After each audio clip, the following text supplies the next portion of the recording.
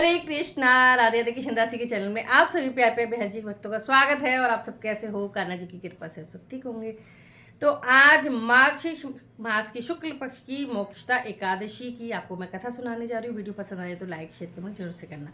हाथ में तुलसी पत्ता फूल या तिल ले सकते हो और कथा सुनने के बाद श्री हरि के चरणों में अर्पित कर सकते हो।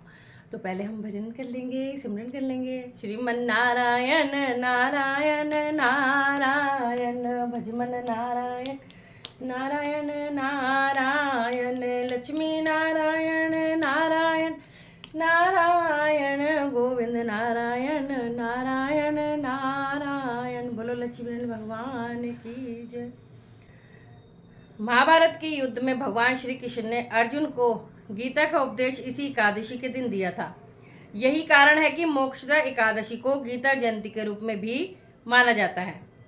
आप भगवान कृष्ण दामोदर के रूप में पूजा की जाती है। आज के दिन युधिष्ठिर बोले, हे भगवान, मार्गशीर्ष मास के शुक्ल पक्ष में जो एकादशी होती है उसका नाम क्या है, कौन सी विधि है तथा उसमें किस देवता का पूजन किया जाता है? स्वामिन, यह सब यथार्थ रूप से बताइए।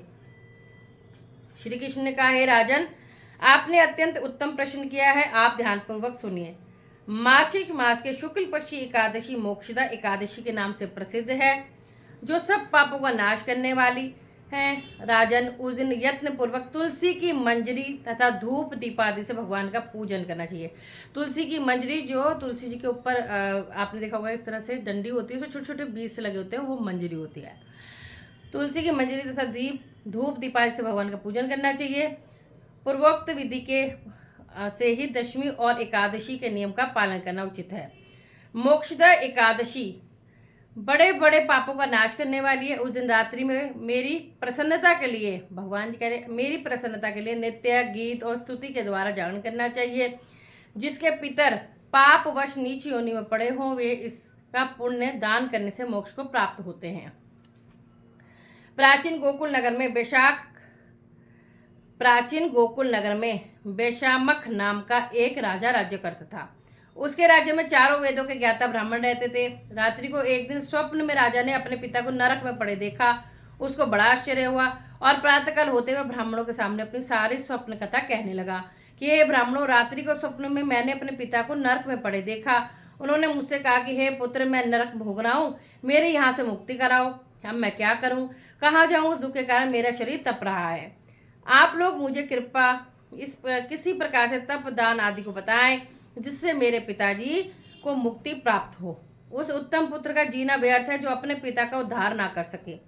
राजा के वचनों को सुन ब्राह्मण बोले, हे राजन, यहाँ से करीब ही वर्तमान भूत भविष्य के ज्ञाता पर्वत नाम के एक ऋषि का आश्रम है।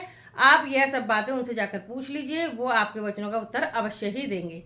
राजा ऐसे वचन सुनकर मुनि के आश्रम पर गए। उस समय चारों वेदों के ज्ञाता पर्वत मुनि दूसरे ब्राह्मणों के साथ बैठे थे।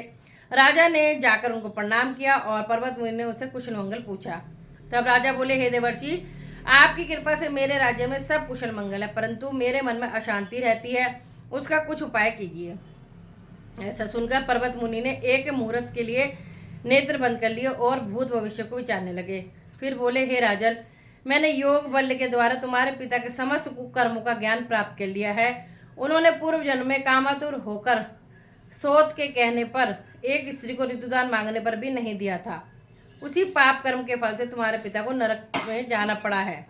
तब राजा बोला, हे भगवान, मेरे पिताजी का उद्धार हेतु आप कोई उपाय बताइए। तब पर्वत मुनि बोले, हे राजन, मार्गशीर्ष माह के शुक्ल पक्ष में जो एकादशी होती है, उस एकादशी को आप उपवास करें और उसके पुण्य का संकल्प अपने पिता को छोड़ दें। उस एकादशी के पुण्य के प्रभाव से अवश्य ही आपके पिता की मुक्ति होगी।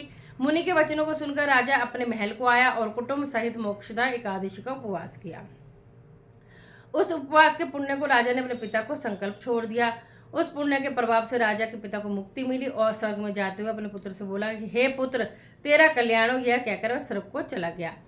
मार्गशीर्ष माह के शुक्ल पक्ष की मोक्षदा एकादशी को जो व्रत करते हैं, उनके समस्त पाप नष्ट हो जाते हैं और अंत में स्वर्ग लोक को जाते हैं।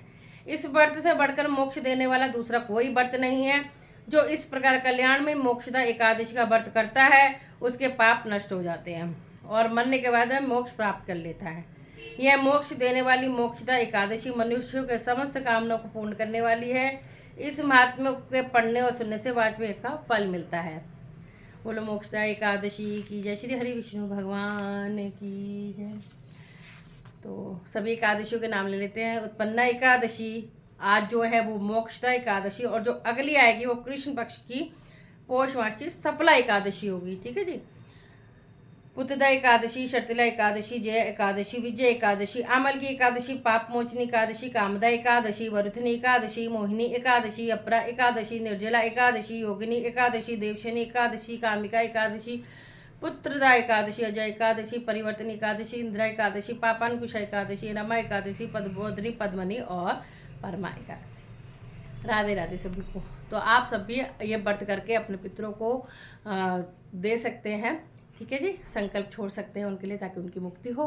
अच्छी लगी कथा हो तो शेयर भी करना, और राधे राधे नाम हाजिरी जरूर से देना। जय श्री